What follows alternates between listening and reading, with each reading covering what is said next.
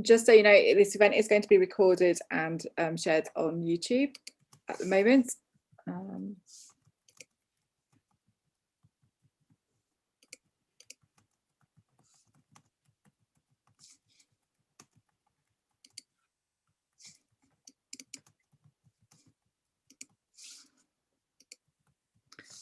So I'm just sharing my screen just to go through what's going on tonight, so everybody knows. So it's on Urania, Esteropa, Eva, and Eva Gorbooth, just in case you're at the wrong events. And we're going to be talking to Jenny White in a couple of minutes. We're just going to letting people in through into the need to do that in from the waiting room right now. It's also being recorded, so if you want to anonymise your profile, now is the time to do so. If you want to take your video off because it saves on bandwidth or you don't want to be seen, that's also fine too. I'm going to be chairing this event. If anybody wants to ask any questions, they can put them in the chats, and basically I'll ask them to Jenny at the end. We'll let Jenny talk first, and she'll share her screen and go through everything. And then we'll come to questions at the end. So just bear with me while I let people in.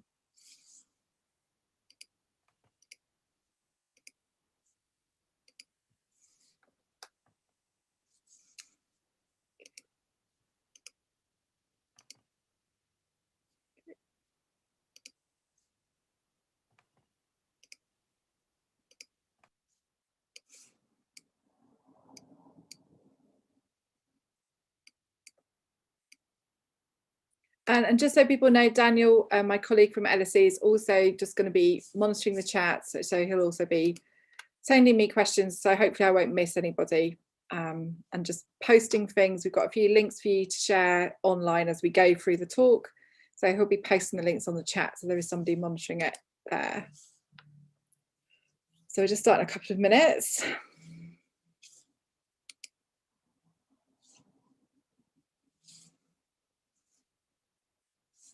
And if you want to say hello in the chat, please do. It's always nice to see where people come from. I'm speaking from very snowy Macclesfield in Cheshire, South Manchester way. And this is where it's quite south of Manchester, I suppose. But yeah, so do say hello to each other in the chat if you'd like to.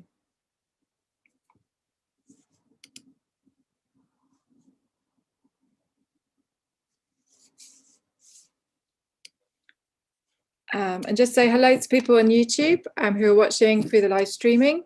If you want to ask questions, you can do in the chat on YouTube as well. You just need to sign in, otherwise you can just watch it straight. But if you do want to engage and ask a question, I'll have a look at the YouTube channel as well just to check. And you can just, you need to sign in to YouTube if you've got a YouTube account and just do it that way.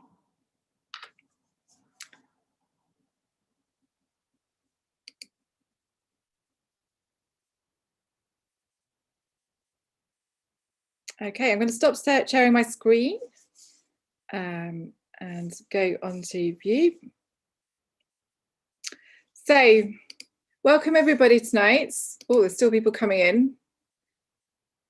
So, Daniel, if you could just take over the waiting room for me while I just introduce Jenny, that would be great. Thank you. So, welcome everybody tonight. It's great to see so many people here for this event on the magazine Urania. This is the second event in our exhibition, Making Modern Women, Interval Women's Magazines. It's just gone live yesterday. We've had a really great response so far. The first page of a copy of Urania is up, and given the circumstances of the fact that obviously the library's closed, so we've not been able to scan in quite as much or in quite the quality that we would have liked to have done. We're really pleased with how the exhibition looks. So there will be a link coming up in your chat so you can go and have a look at it afterwards or during if you want. You can multitask. So the reason I asked Jenny to join us tonight is mainly because this magazine I thought was really interesting. It's unique. There's not many times you can say that about a magazine, but it is a unique insight into how people were talking about gender and sexuality really early on, 1916 to 1940, and actually before then, really, when you think about where the magazine came from. And basically, I was looking around to to, so sorry, yes, interrupted there.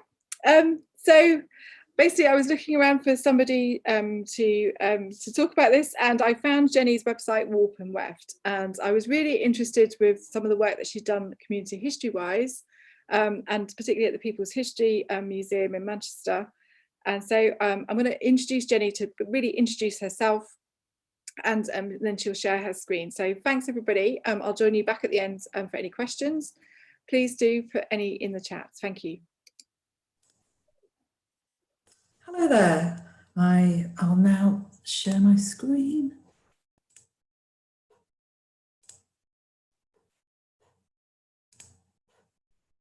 And put on slideshow mode. Okay. So hello there. I'm Jenny White. I'm a heritage researcher and community activist, and I love researching and highlighting stories that are less told, generally of queer or feminist lives that I identify with in some way. And at the moment, my research in my spare time is like focusing on people in Victorian Britain who transgender in some way. I was one of 9 community curators who designed and researched the award-winning Never Going Underground exhibition exploring the fight for LGBT rights, which was held at People's History Museum in 2017. And I'm also on a roster of people who deliver LGBT plus history tours at the People's History Museum.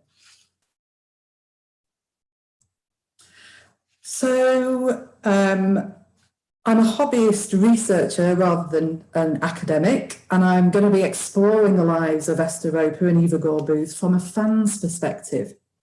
I'll be looking at the couple's work championing the rights of women workers and their involvement in Urania, the radical zine that sought to abolish the gender binary.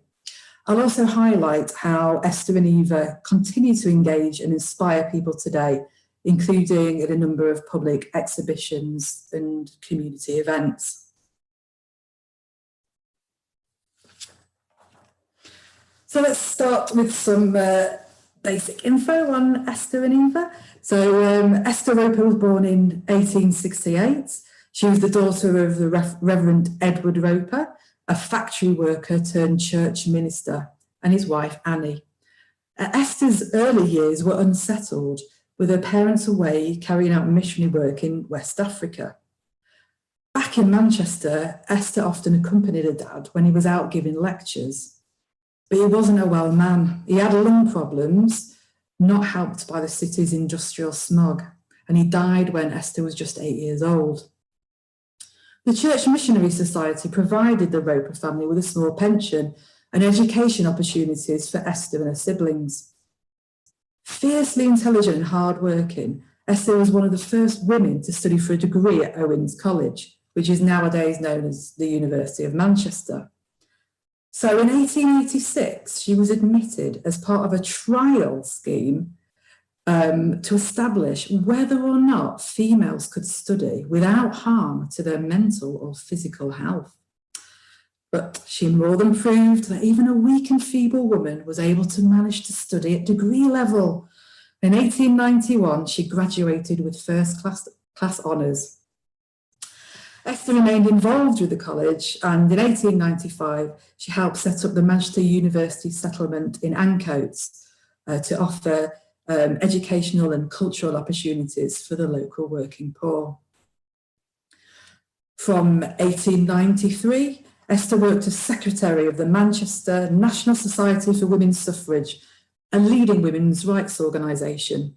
And her focus on getting working class women the vote shocked old school campaigners who reckoned that only middle class property owning women should take part in elections. Esther thought that if women paid taxes, contributed to the economy, the least men in Parliament could do was give them a vote and a say on the laws affecting their working conditions. She went out and about to textile districts around Manchester, visiting working class women in factories and at home, drumming up support for the cause. So in 1896, burnout from her campaigning work led Esther to go to Italy to recuperate in a villa owned by the Scottish author George MacDonald. So meanwhile, here's a bit about Eva Gorbou's early life. So Eva's upbringing was very different to that of Esther. So Eva was born into a life of privilege in a prominent landowning family in County Sligo in Ireland. So her parents were Sir Henry and Lady Georgina Gorbouth of the Lissadal estate.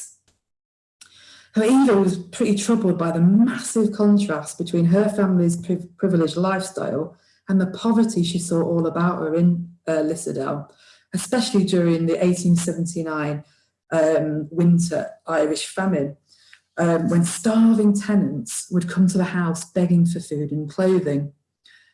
Esther later remarked that Eva was always haunted by the suffering of the world and had a curious feeling of responsibility for its inequalities and injustices. So Eva's father was a famous explorer, and Eva had accompanied him visiting America and the West Indies. She was a pretty well-travelled person. In 1895, on another journey with her family around Europe, she fell ill in Venice with a pretty serious lung condition, and fate had her go to recuperate in exactly the same villa as Esther was at that time, recuperating from her own issues. So the two women met and had an instant connection. Eva was fascinated by Esther's women's rights work and asking her 1,000 questions about what she was up to. Esther later wrote of their meeting in Italy. For months, illness kept us in the south, and we spent days walking and talking on the hillside by the sea. Each was attracted to the work and thoughts of the other, and we soon became friends and companions for life. Very soon she made up her mind to join me in the work in Manchester. Eva later immortalised their meeting in Italy with a poem dedicated to Esther, describing their love as the world's greatest song. It's pretty nice, isn't it?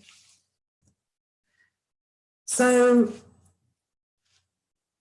as we've heard, Eva gave up her life in Ireland. There's the picture of the Lissadal estate by the coast, and to move in with Esther in her terraced house in Heald Place, Russia, in Manchester, which I lived in for a few years. Well, I didn't live in that particular house, but I lived down the road for a few years in the 90s. I think quite a few people have. So it's a nice connection there. So Esther and Eva lived together from 1897 until Eva's death in 1926. See at the bottom of the slide there's an extract from the 1901 census, and it shows there's Esther Roper, Secretary of Women's Suffrage. Oh no, I was trying to. I'll go back. Women's Suffrage Society, and Eva Gorbouth, Secretary of Women's Trade Society. And they've put a rather feminist comment there in the census under the column where it says head of house. They've put, we're both joint heads of the house. So there you go. Eva's childhood home, Lissadal House, is now a museum and open to visitors. And it's got a fabulous collection related to Eva. And they were really happy which was lovely for me to use some of the pictures, which I will now show you. So this I love. It's a picture of Eva Gorbouth as drawn by her sister Constance in 1896, the year that Eva met Esther. And I love the way it's got Eva playing with gender presentation, kind of like elements of both masculine and feminine dress. Just fantastic. And here's some absolutely gorgeous sketches of Esther by Eva, really like intimate and beautiful. So, and this is just really random. I don't know what it relates to. It's by Eva from 1896, and it's got burglars, and I don't know if it's a self-portrait, but at the bottom it says, yeah, women's rights or women's wrongs. And yeah, I don't know what the story behind that is, but it's kind of a cute little picture. So Eva was an accomplished poet and playwright, and her work explores the themes of injustice, the campaigning work she undertook, her love of nature, and it often included references to the landscape of Ireland and Celtic myths. And when Eva arrived over in Manchester, she began to hold poetry and drama classes at the Manchester University Settlement in Ancoats, the organisation that Esther had helped set up back in 1895. So as well as rehearsing Shakespeare plays, members of the drama group would devise short sketches based on their own life experiences. And Esther later wrote of these improvisations saying, "Most vivid and racy it often was, I assure you." I don't know what that was all about. Louisa Smith, who was a member of Eva's drama class, later wrote to Esther, recalling her time in Eva's classes, saying that we were a class of about 16 girls. I think we were all machinists. We were all rough but keen on acting. She showed such patience and love. If any of us were feeling worried about business or home, she could always see and showed such an understanding sympathy that we came away feeling we had a real friend. I remember one of the girls was very delicate, and Miss Galbraith cared for her and sent her little delicacies and took her to her own doctor, and in 101 ways she cared for us. So over the next decade, from when Esther and Eva moved in together, they dedicated themselves to fighting for working class women's rights and championing the Votes for Women cause. Life was a whirl of protests, petitions, speeches and lobbying. I mean, in terms of their Votes for Women campaigning, from 1906, Esther and Eva distanced themselves from Pankhurst's Women's Social and Political Union. They disagreed with their use of militant tactics and Emmeline Pankhurst's lack of interest in campaigning for working class women's rights. Esther and Eva set up trade unions for women textile workers and a number of other trades. So moral crusaders were trying to ban women from working in what they deemed to be unsuitable or dangerous roles. So the Liberal government seemed to be constantly attacking women's right to work. Married teachers were to be dismissed, some groups of women shouldn't work after 8. And actually some middle-class feminists agreed with all this, taking a really maternalistic point of view, treating working class women as if they were the children unable to make decisions about their own welfare.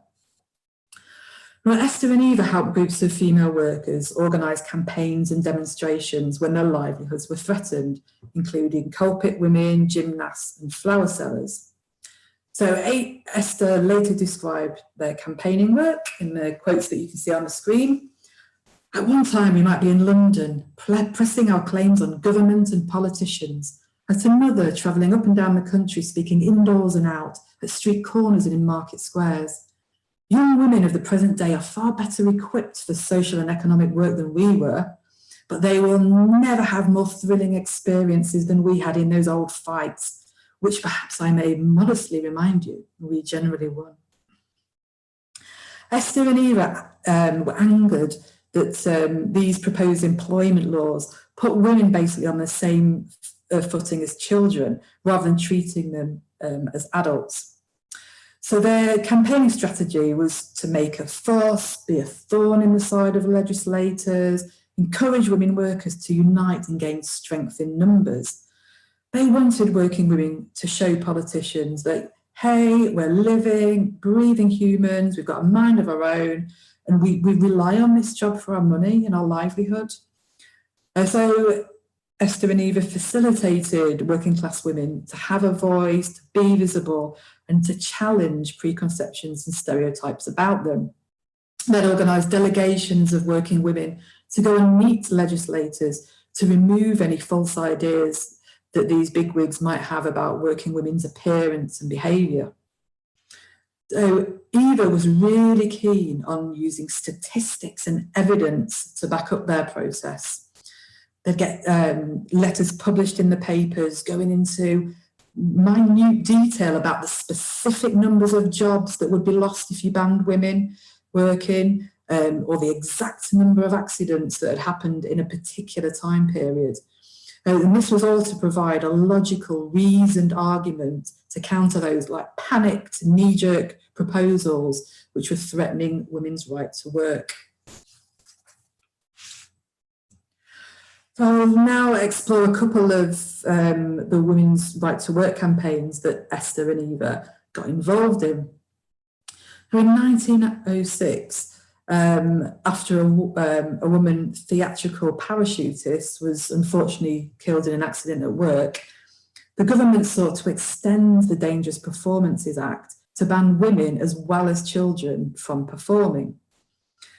And Esther and Eva worked with the International Artists Lodge and the musical societies to campaign against this proposed bill. So Eva got a number of letters published in the national press which like questioning like, why is it okay for men to do dangerous work but not women? You know, just questioning the rationale behind it. To promote visibility of the cause, Esther and Eva organised a protest meeting in Hyde Park. And one of the key speakers was Kate Williams, known as the stage name Vulcana. You can see her here. And whose speciality was lifting men above her head. And here we can also see a headline from the Daily Mirror about the protest. Ladies who know not danger. The article goes on to go on to say, are you a dangerous performer? The Daily Mirror asked a charmingly attired and happy-looking young lady in Hyde Park yesterday afternoon. She denied the impeachment, but said she was known as Miss Vulcana. And the report goes on to describe all the female tightrope walkers, lion tamers, gymnasts, and weightlifters who had also assembled to give talks at Hyde Park. But fortunately, you know, during the event, news reached the protesters that the government had decided to drop the bill.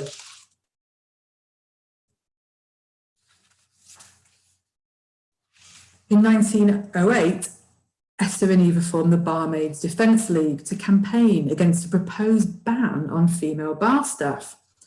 Legislators and moral crusaders argued that barmaids' lives ended in drunkenness and immorality. Women attracted men into bars, and drunk men made women into victims. Esther and Eva didn't agree. They organised a deputation of barmaids to visit the Home Secretary to hammer home the economic impact of throwing thousands of women out of work. They organised a fantastically flamboyant campaign to oppose the bill in Manchester. So a young Winston Churchill had been promoted to a ministerial post. And as was the policy back then, if you got promoted to a ministerial post, you had to stand for re-election. So Churchill was standing in Manchester, and he supported the ideas that barmaids should face the chop. So Esther and Eva put all their weight behind supporting the candidate that opposed the ban on barmaids. On election weekend, Eva's sister, Countess Constance Markowitz, drove Esther and Eva about the streets of Manchester on a vintage carriage led by 4 white horses, making regular stops around the city for them to address the crowds. Constance Markowitz was heckled by a man in the crowd with the old classic, "Can you cook a dinner?" "Certainly," she replied, cracking her whip. "Can you drive a coach and 4?" The protest was a success. Churchill didn't get re-elected, and the Ban the Barmaids Bill didn't get passed into law. And this was the first campaign that the political campaign that Constance had got involved in. And she had later become involved in Sinn Féin and the fight for Irish home rule, and would be convicted for her role in the Easter Rising in 1916. Again, I love these pictures from the Lissadell collection of the streets of Manchester. I can, picture where they are. And so, yeah, it's just brilliant, this connection.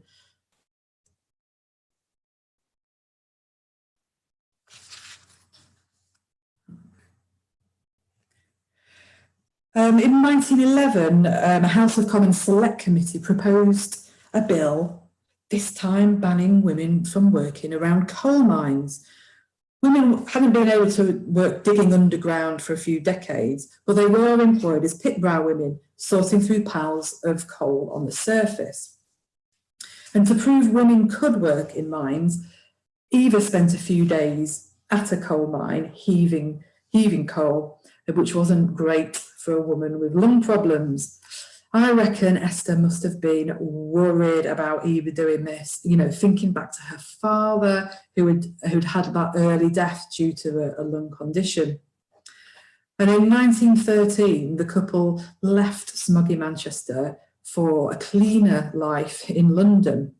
Esther later wrote that illness caused by the climate of Lancashire made it impossible for us to live there any longer, and reluctantly we left our many friends and went south, though we came back constantly for work.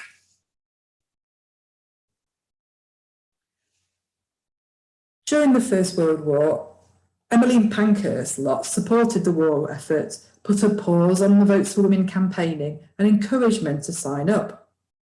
Esther and Eva, however, continued with their acts of solidarity and reaching out to marginalised people. They helped support the wives and children of imprisoned conscientious objectors. They visited and offered friendship to German nationals who had been living in the UK and now found themselves imprisoned. Esther and Eva joined the Women's Peace Crusade and travelled the country speaking in support of a negotiated peace to try and end the conflict. Eva's talks focused on the horrors of war, the suffering of soldiers, the illness, the mutilation. She argued that it was having men alone run the country with no input from women that had led to the war. She said, "The government has told women we can do without you, thanks. Men can manage the affairs of the world. We have no need of your assistance. Men have had it all their own way. And now look what they have brought the world to." Esther and Eva were among 101 British suffragists who signed the Open Christmas Letter in 1914, addressed to women of Germany and Austria. This was a public message for peace, which was answered 2 months later by a group of 155 prominent German and Austrian women who were also pacifists. So after the First World War, Esther and Eva became members of the Committee for the Abolition of Capital Punishment. They worked for prison and employment reform. Eva also worked on a feminist translation of the Gospel of John. She thought that male dominance of the church had come about because of mistranslation of the original text. Eva was also really into astrology, and she did charts for herself, friends and relatives. Eva died of cancer in 1926. Esther was heartbroken, and she dedicated the following years working to preserve Eva's memory.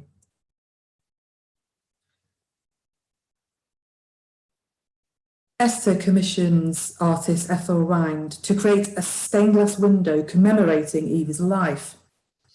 It was unveiled in 1928 at the reopening of the Manchester University Settlement Building. That same building where Eva Gore-Booth had delivered those drama classes all those years ago. So the stained glass window can be seen in this picture. Fortunately, it's black and white and not a gorgeous colour picture. Unfortunately, the building was demolished in 1986 and the window has been lost or stolen, so no one knows where it is. In 1929, Esther published a collection of Eva's poetry, and she wrote an introduction paying tribute to the woman that she loved. To the hard work which she did for 30 years, she brought a spirit of adventure and gaiety which nothing daunted. Of a gallant courage and a gentle courtesy, she made life together a gracious thing. Even simple everyday pleasures, when shared with her, became touched with magic. At the end, she looked up, and with that exquisite smile that always lightened up her face when she saw one that she loved, and then she closed her eyes and she was at peace.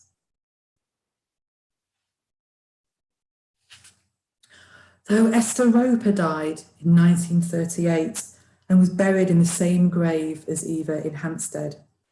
A quote from Eva's ode to lesbian icon Sappho is engraved on their shared headstone. Life that is love is God. So now I'll go on to explore more about their involvement in Urania magazine, like a radical publication which sought to eradicate the gender binary. So in the 1910s, Esther and Eva began exploring new approaches to overcoming sex discrimination. In their trade union work, they'd seen that sex difference was a major cause of discrimination in the workplace. They saw male and female roles as controlling and restrictive. They developed a friendship with Thomas Batty and became members of his radical group called the Aethic Union, which rejected the idea of artificial differentiation of people into two distinct sexes. So Thomas Beatty, I think it's Batty or Beatty, is an amazing character. So he's a legal specialist who taught law at British universities, and he published books on international law. In 1916, he moved to Tokyo to take up a position as a legal advisor for the Japanese Foreign Office. However, in his spare time, he fought to promote his pioneering views on gender and sexuality. So he's kind of like one of these by day, by night type figures, like two different aims in life. So he wrote under the pen name Irene Clyde, and he sought to eradicate a system which tinges the character with manly or womanly defects. So in 1909, Irene published Beatrice the 16th. This was a tale about genderless people living in a fictional land called Almeria. In 1934, Irene published Eve's Sour Apples, a collection of essays attacking the construction of gender and criticising the fact that children are indoctrinated into gendered behaviours based on their supposed biological sex. Irene looked forward to a time where there was no sex distinction and men and manly behaviour had basically been eliminated. Irene gives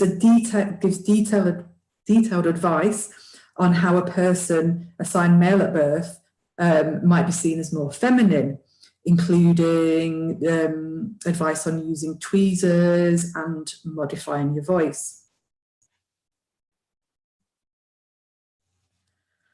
So Urania magazine was founded in 1916 by Esther, Eva, Thomas Batty, and two other core members of the Aethic Union, namely Jessie Wade, who also founded the Cats Protection League, and writer Dorothy Cornish.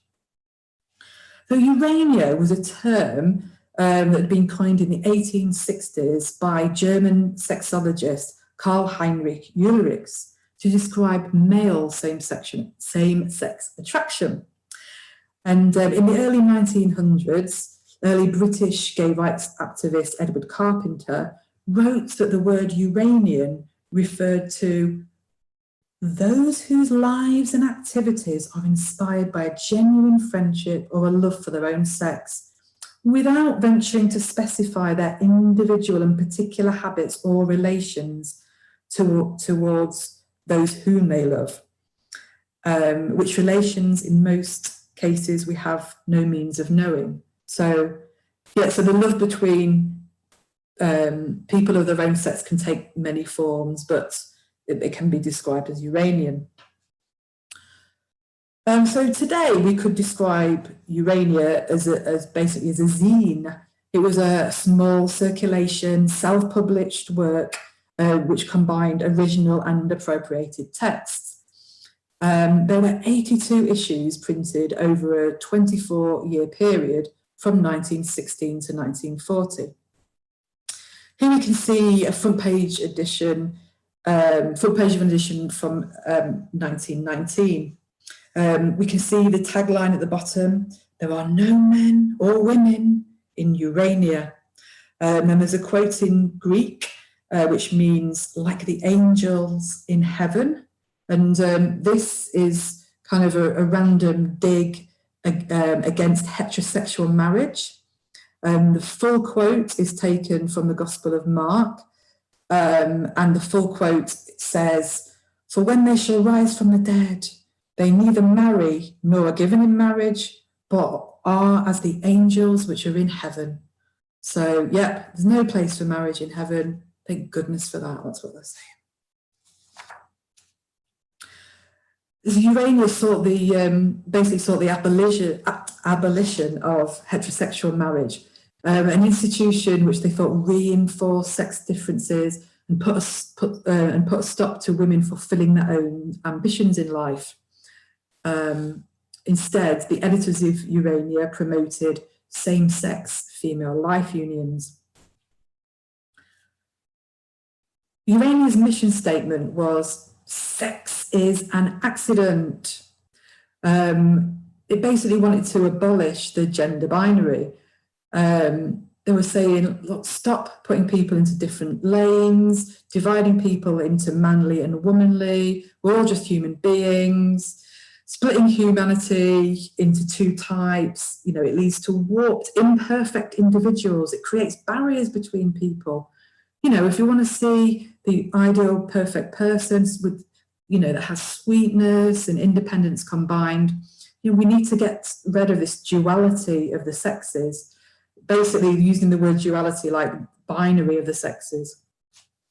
They're saying, sex is an accident of birth, and it shouldn't dictate your life chances. This is the bottom half of that front page.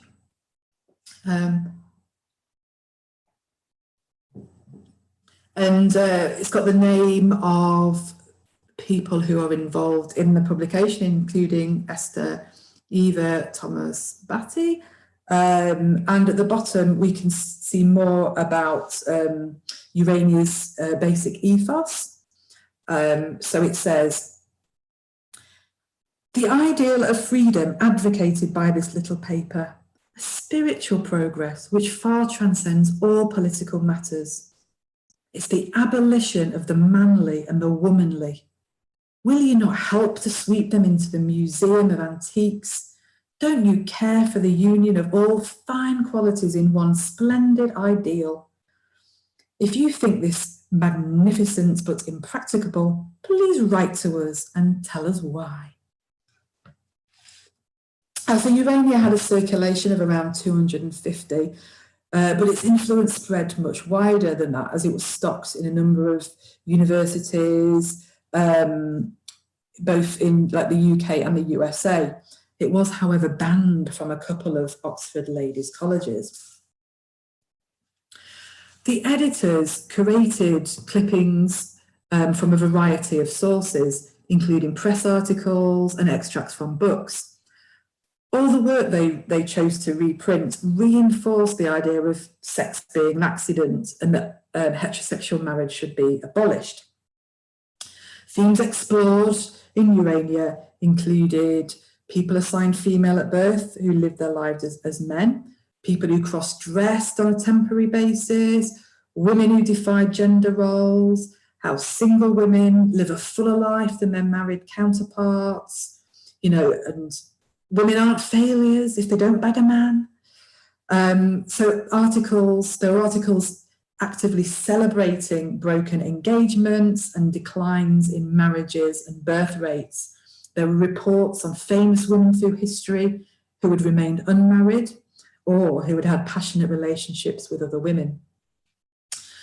There was a letters section, there were book reviews, and there was a stardust section listing pioneering women who had achieved success in areas usually reserved for men. So the articles about people cross-dressing or spinsters being left on the shelf may have had like negative connotations in the newspapers in which they were originally published. The reports might have been expressing moral outrage about unconventional lives, but the editors, gathered these, curated these, clipped these out, reprinted them in Urania, and these stories now take on like a celebrationary tone, and it's kind of like a triumphant record of people who have gone against the grain. So there's some debate amongst historians about whether the ideal of love between the sexes in Urania was an asexual, spiritual love only, or whether they were advocating for any girl-on-girl action. The zine did print a number of articles which appear to promote physical intimacy between women. For example, there was a piece written by a friend of Eva Gorbu's recalling the relationship she had in her teens with a school friend. In the dark corridor on the way to Mass, as we passed the warm kitchen, delightful on a cold winter morning, she came behind me and kissed me. Oh, rapture! Oh, delight! Oh, ecstasy! Was there anything in more mature passions quite as good?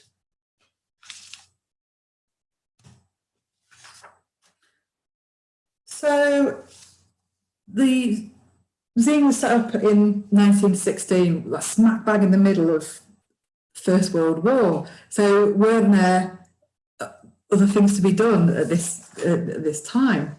But it can be seen that Urania was a direct reaction to the horrors of war and the way that gender roles had been used to promote imperialism and conflict. So from the 1880s, anxiety over having fit and healthy men to defend and maintain the empire influenced ideas about gender and sexuality in Britain. It led to a crackdown on deviant sexuality and gender expression. So at the end of the 1800s, the British Empire was at its height. It included 345 million people. It covered 11.5 million square miles. There was just no way it could all be policed with people and armies on the ground. So it was really important to promote a sense of English superiority to keep all those natives in check. This led to the promotion of very clear gender roles within Britain. The ideal of strong, courageous men ready to defend the empire.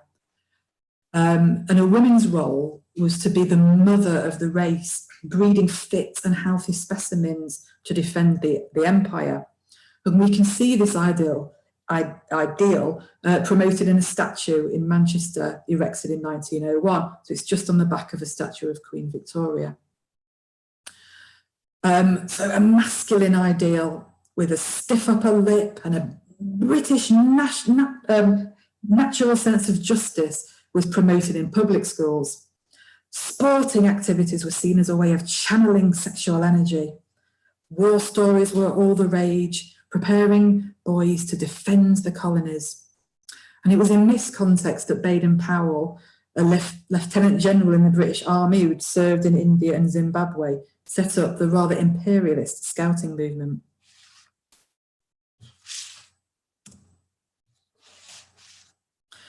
Urania also provided an alternative framework in which to view gender and sexuality at that time. And this was in contrast to the prevailing idea of sexual inversion promoted by sexologists such as Havelock Ellis. So through his work, Ellis sought to promote tolerance for sexual inverts, which he described as people basically born with a reversal of gender traits. So male inverts had some female gender traits and vice versa. So Ellis argued that inversion wasn't a disease, it shouldn't be seen as immoral or criminalised. Rather, it was just an abnormality. And he basically compared it to colour blindness, being on the same level, just a naturally occurring issue that some humans have. Ellis was a fan of eugenics, classifying people in society as lower or higher races and classes. As we can see from the chapter description here, which talks about lower races, etc. So the Urania editing team were not big fans of Ellis's theories. They were seeking to sweep away the ideas of fixed gender traits. And we can see this attitude in a 1929 review of Radcliffe Hall's book, The Well of Loneliness. Overall, it was a positive review, saying, oh, it's great to see, a book speaking about feminine love. But the review questioned why, Radcliffe Hall had to use this medical framework of inversion promoted by sexologists. Why make Stephen Gordon so masculine and Mary feminine? That's just reinforcing the idea of manly and womanly, separate. So here's a quote taken from the review. There was no need for the author to make her heroine a boy in skirts, masculine in shape and taste. There is no attraction for anybody in mannishness or effeminacy. We venture the hope that Radcliffe Hall will give us another book in which no imitation men need figure.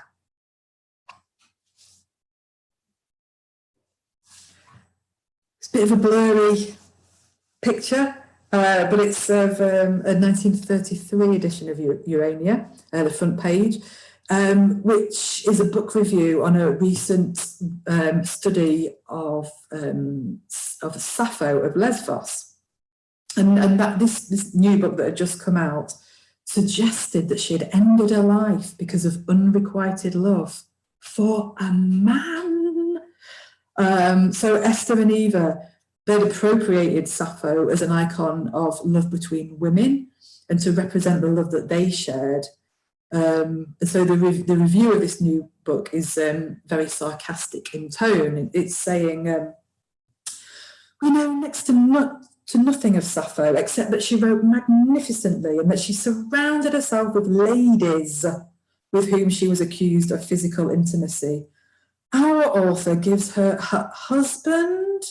If anyone likes to believe that this passionate and possessive adorer of beauty and charm in women preferred to die for the embraces of a masterful man, they are perfectly at liberty to do so, but it's difficult to refrain from laughing at such reasoning. Here's a front cover of a 1936 edition of Urania, which talks about gender reassignment surgery, or what we would today call gender reassignment surgery. So in the 1930s, Urania began reprinting newspaper articles which talked about gender reassignment. And we can see that to begin with, the Urania editorial team had doubts that this procedure could actually take place. So in the early 30s, in 1931, they reprinted the first article from a newspaper about a person changing sex. And they put commentary by the article they had reprinted saying the newspaper's use of the word change of sex is really misleading, it's unscientific, it's a mistake, this is just too extraordinary, this isn't true. However, as it became clear that such things were happening, by 1935, Urania editors were comfortable using the phrase change of sex. And in the edition just before this particular one, they had put news of the Czech athlete Zdeněk Kubek's gender reassignment on the front page under the title Authentic Change of Sex. And then in this issue here that's on the screen, We see news of British-born Mark Weston's sex change under the headline, "Another Extraordinary Triumph."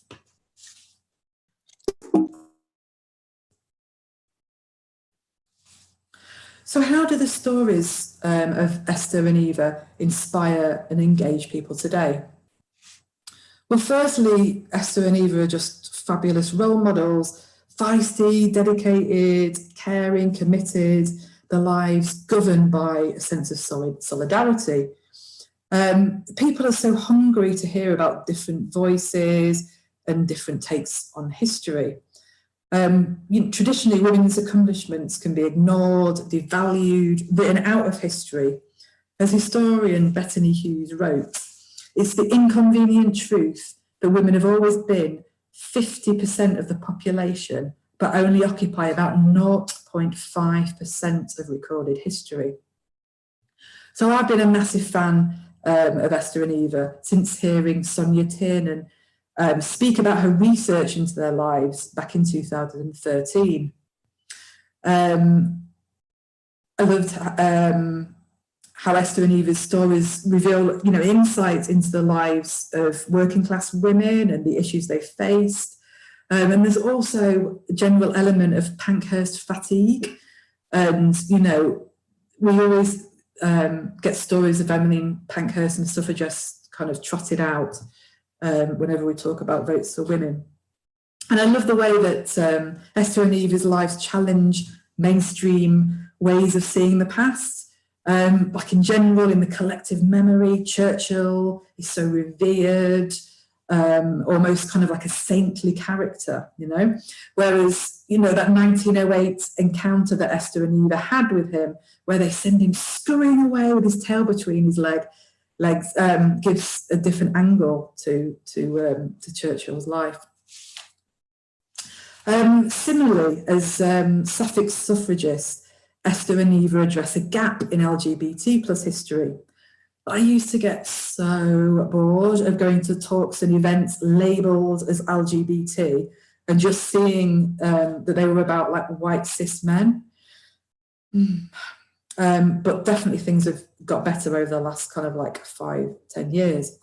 So sex acts between women that have never been outlaws under civil law in the UK, apart from in the army. So the story of the fight for lesbian equality for lesbian and bisexual women is very different from that of gay men. And gay women's struggle involves a fight for visibility, to be acknowledged and taken seriously, both within mainstream society and within the LGBT plus community. Until maybe the last 10 years, events exploring the fight for queer rights have always tended to focus on the criminalisation of male same-sex acts, the fight to overturn, legislation, reduce the age of consent, with just kind of like a tiny lesbian tail in the corner somewhere, which was fine, interesting, but it doesn't really mean anything to my life, and you just kind of get bored of seeing the same thing and like, where are the women's stories? So again, it's just fantastic that they add a missing piece of the puzzle to LGBT plus history. And through Esther and Eva's story, that we can really see that the fight for gay women's rights was tied in with the fight for women's rights in general. Traditionally, women's lives were policed and restricted in so many ways. And that was the reason why there was actually no need to create a special law against female same-sex acts. So the fight for lesbian liberation is really linked to the fight, for women's liberation in general. And then also,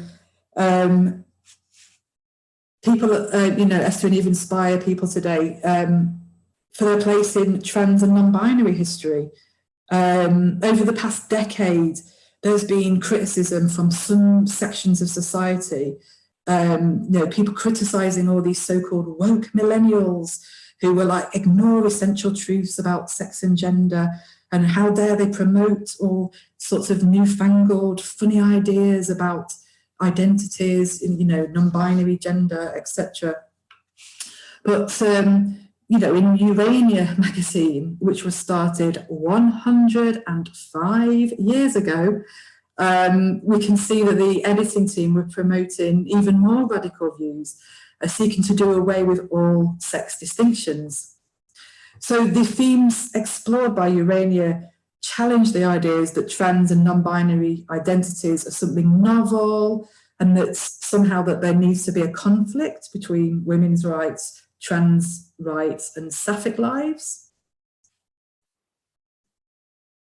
So in this last section, I'll look at some of the different ways that Esther and Eva's lives have been celebrated, and how they engage people today. Firstly, I'll talk a bit about a project I worked on with needlework artist Helen Davies. So back in 2013, we noticed that there was just one portrait statue of a woman in Manchester, that of Queen Victoria, or the busts in the town hall of men, and we thought it was about time the achievements of some inspiring local women were celebrated. We devised a plan to yarn bomb 8 man busts in Manchester Town Hall with masks representing local women of achievement. And when we discussed our proposed project with mates, they were asking, like, are there really 8 women of achievement in Manchester's history? Like, there's the Pankhurst and there's the singers Cleopatra coming at you, but I can't really think of anything else. Anyone else? So you know what I mean? It was a great project for me as well to, you know, to find out about some amazing local historical women. And so one of the women that we chose to celebrate was Esther Roper. Here you can see that the mask of Esther. So since 2014, the Esther Mass has been on tour to a few different places, exhibitions. It's featured in a number of different events, including like this little display cabinet on Esther and Eva's life at the People's History Museum back in 2015. So after like the initial yarn bombing project, like a local councillor, Andrew Simcock, got in touch with us to say that, partly inspired by our craftivism, he wanted to start a campaign to get a permanent statue of a woman in Manchester. So there was a long list of 20 women proposed. And at the Womanchester statue launch, I took along the Esther Roper mask to argue the case. Yes, we need a statue of Esther Roper in Manchester. But that didn't happen. In the end, Emmeline Pankhurst was selected by public vote, and the new statue of Emmeline was unveiled in 2018. In 2019 saw the launch of the First in the Fight book, where Councillor Andrew Simcock told the story of, you know, how the Emmeline statue came to be, and historian Helen Antrobus provided commentary on the long list of those 20 women originally considered for the statue. Each woman is illustrated by a member of the Women in Print collective, a collective which aims to shine a light on women's history. And here is artist Chelsea Waite's fabulous drawing of Esther Roper.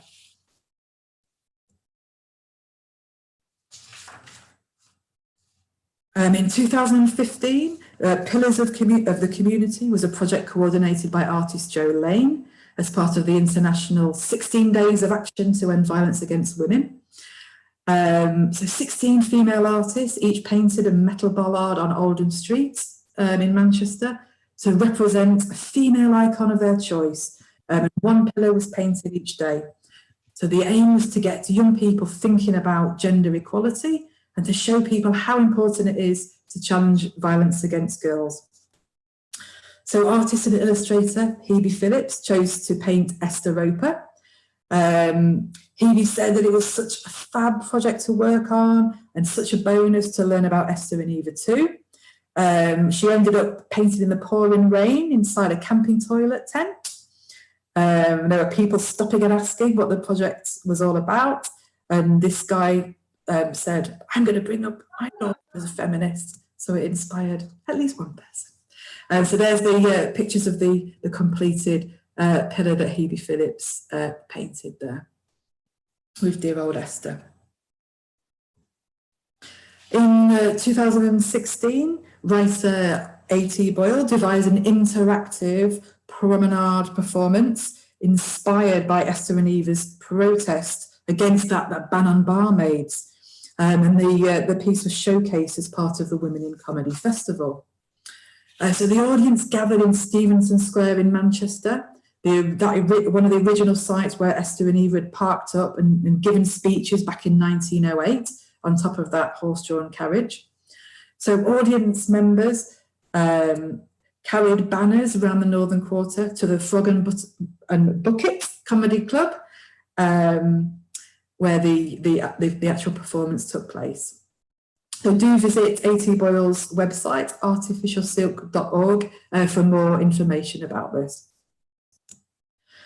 In 2017,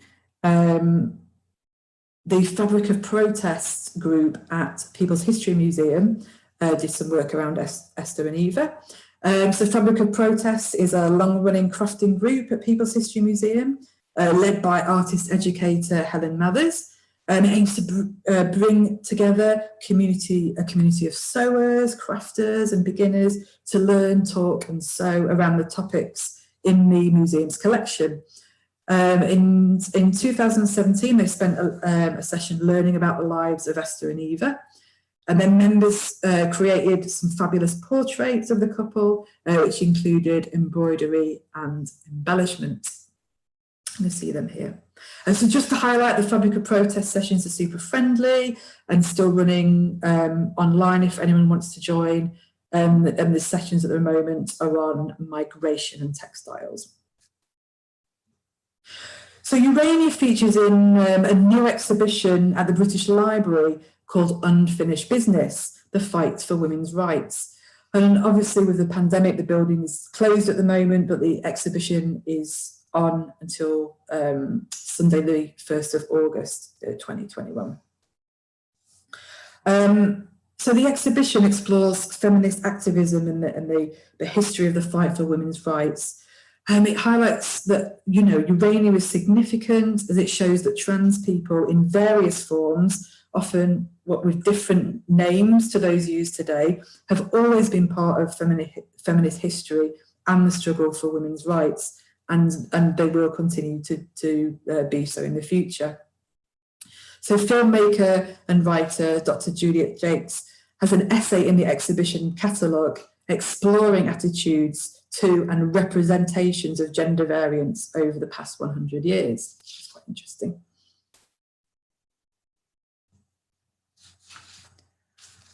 And finally, Urania was the inspiration for a brand new research and moving image project by Renée Helena Brown, which has been commissioned by the Project Art Centre in Dublin.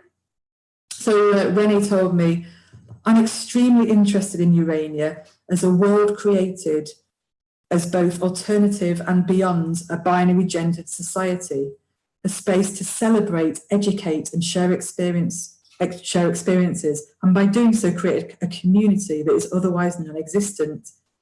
It means so much to me as a non-binary trans person when I rather accidentally came across the archive at Glasgow Women's Library to see a legacy of trans and gender non-conforming people on such an international scale, not just documented, but connected to each other on paper.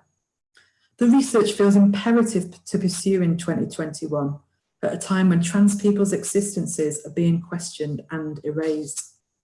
And there's a link to Renée's WordPress site there. So to conclude, you know, we've seen that Esther and Eva's lives were governed by a sense of solidarity, a desire to reach out, overcome differences and barriers. I think it's now fantastic that nowadays their legacy can continue to bring people together. Their work and achievements show that sapphic lives and trans lives have always been a part of women's history. And I can't wait to see how Esther and Eva will continue to inspire and engage people in the future. Thank you very much.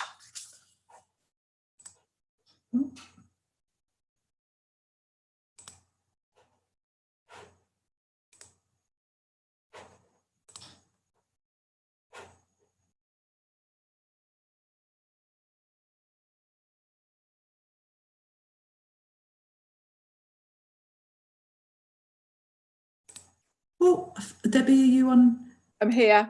Okay. my computer went to sleep. I haven't. My video back. So yeah, so I'm unmuted. So even if you can't see me, hopefully the video will start in a moment. So I've got a few questions that have come in from people. So please do. There is a little bit of time, so if people do want to ask, please put them in the chat box for me. So there was a question about whether they've been digitized anywhere, and we were just talking about that beforehand, weren't we? So I'm trying to get my computer's completely frozen, so this is a little bit annoying, but anyway, don't worry. We were talking about that. They haven't been digitized as far as we know, I think, and there was also a question about whether what women's library they were in. So there are some in the Glasgow Women's Library, and here at LSE we have a good collection of them, but they're not all extant. So I think we don't have the first sort of 12 issues, and then we've got a good collection from 13 to 48 issues. And then we've got most of them in the middle, and then we don't have them all at the end.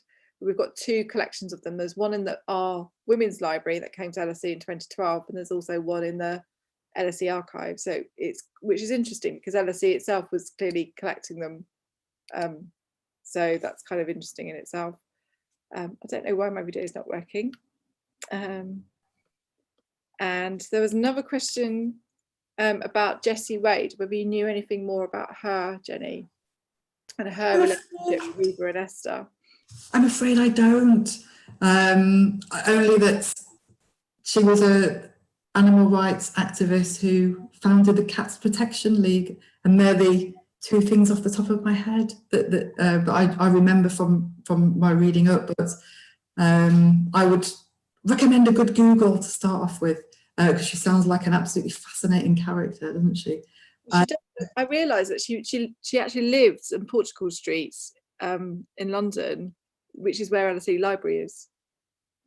So it's which I thought was quite an interesting connection. So there must be more about her somewhere. No, definitely. And then just going back to the point that you were saying about Urania being digitised, and that you were saying that it's important for people to express demand to institutions if they want things digitized. There's only so much time and resources, and it is basically supply and demand. If you've got a project that could do with looking at copies of Urania, then make the case to the institution. Otherwise, they'll never. There's no impetus for them to be put online, basically. So. Yeah, exactly. I mean, if there's a project that we've got, that people are working on, that we can often get it either funded, or we can do it. We've got more demand to be able to do it if we know there's a group of people working on it. That's the situation at LSE, and I think that's often the situation in archives. So that's what we were talking about beforehand. So it's kind of interesting that the digitisation questions come up. We've got a question about when's your next talk, please? Just say they really enjoyed your narrative and amazing range of imagery. If that's from A. Boyle. You've got some fans on here, Jenny. You're a fan yourself, and there's quite a few fans of your talk on here. Oh yeah, no, thank you very much, Alison.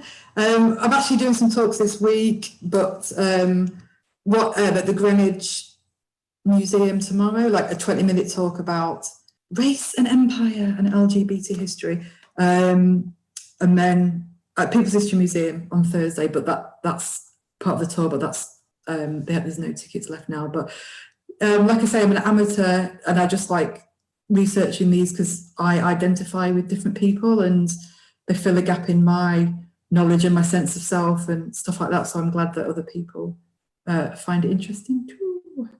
Well, that's interestingly, and this is why I love these events. Francesca says she's the archivist for the Cats Protection League, and can tell you that Jessie Wade's office, Bell Publishing, was at York House, which was on Portugal Street, which is fascinating. So we've actually got the archivist from the Cat Protection League. So be interesting to know more about that connection there. Mara asked, do we know much about the readership of Urania? So you mentioned that it was banned in some women's colleges in Oxford. So clearly the people knew about it. It had a bit of a reputation. Do we know much more about the people who were reading it? Because then they must have been reading it for it to be banned, mustn't they? I'm kind of guessing. Yes, that's right. Well, probably, or maybe a similar readership to the Free Woman magazine, which I also recommend checking out. And all of those copies are digitised and online, because there's also a great that magazine that ran kind of like 1912 for a year, explored issues around homosexuality, Uranian people and stuff like that. That was originally stopped by W.H. Smith, but then banned because of all the risque topics. So yeah, so universities. So it's funny that because it had such an international editorial team. So that Thomas Batty, Irene Clyde was based in Japan. Was Dorothy Cornish based in Italy? Florence, yeah. And then Esther and Eva in England. So I don't know whether, it had like an international audience or readership as well. But yeah, yes, some American universities, British universities, I guess it was basically intellectuals or students so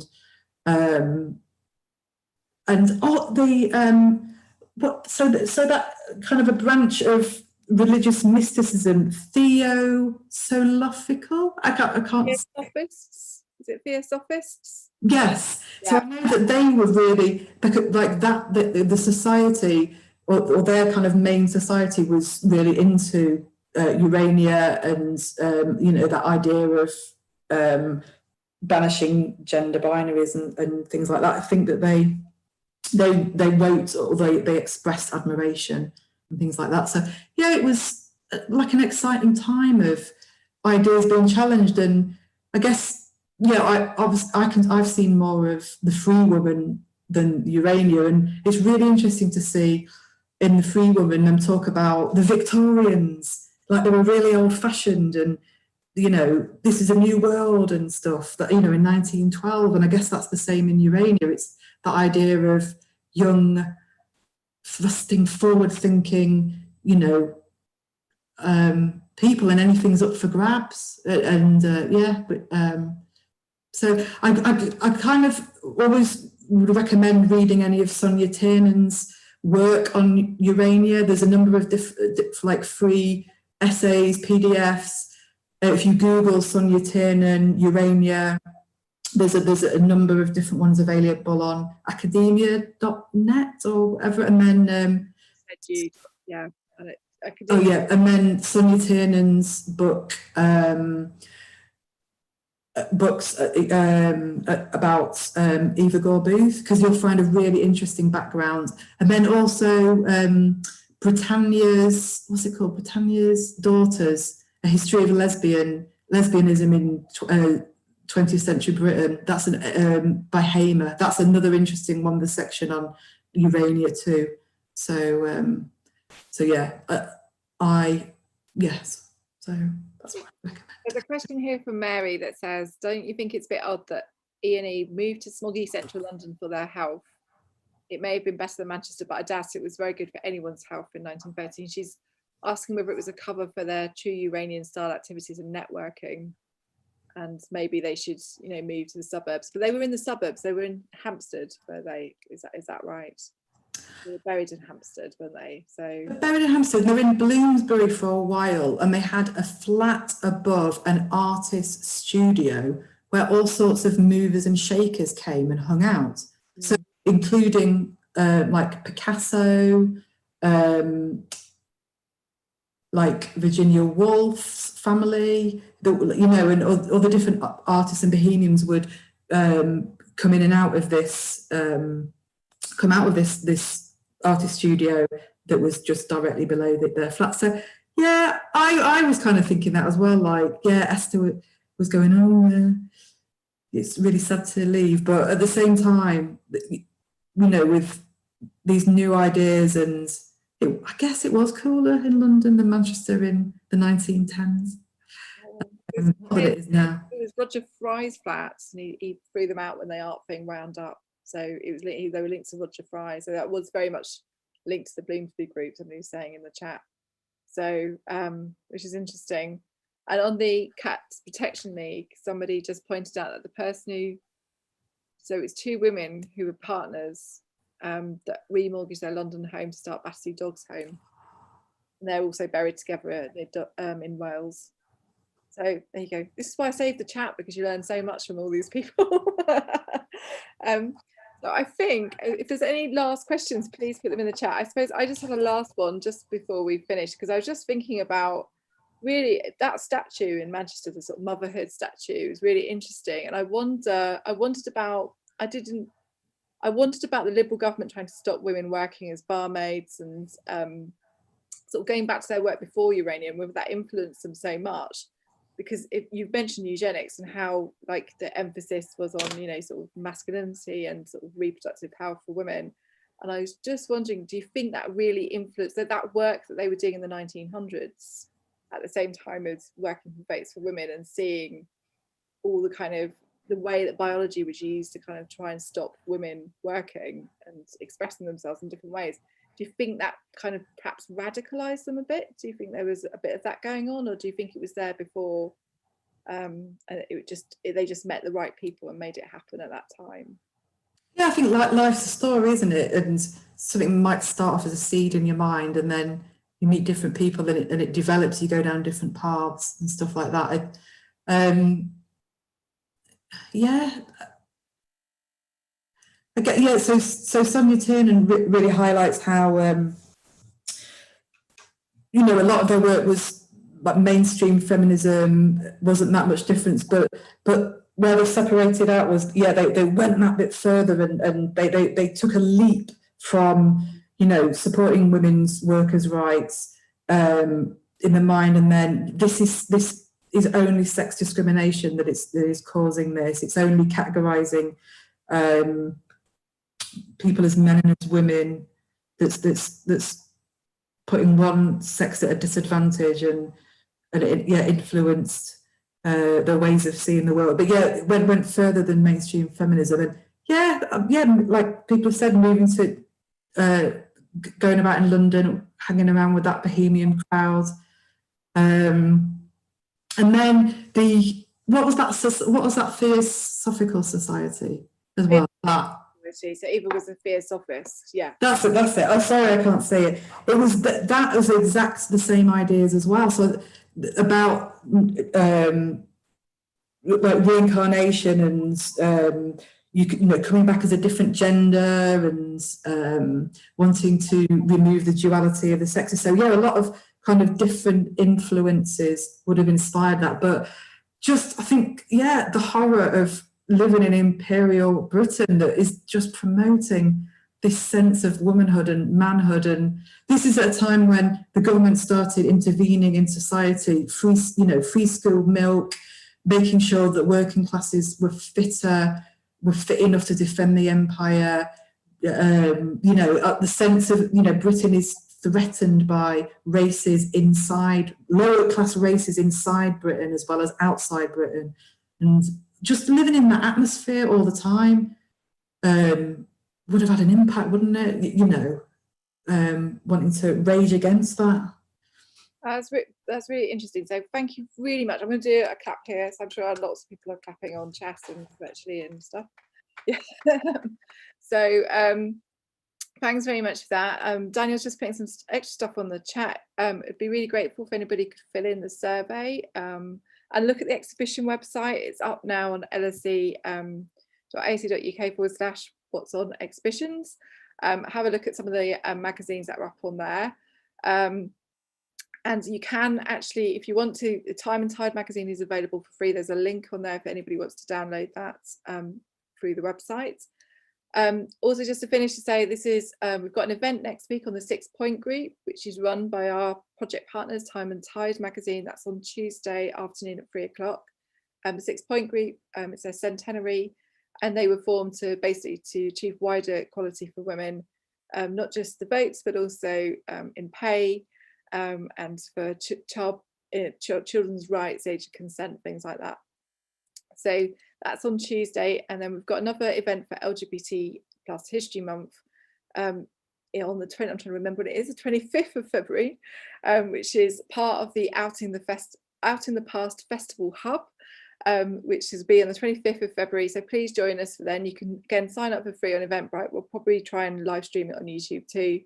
And otherwise, thanks again, Jennifer. Really brilliant event, and really great to find out so much more about how these women are influencing artists and, you know, community research and activism today. It's a really interesting insight. So I'm going to finish the event in about 2 moments, just to give people a chance to say goodbye and go. And yeah, all waving. So brilliant. Thank you, everybody.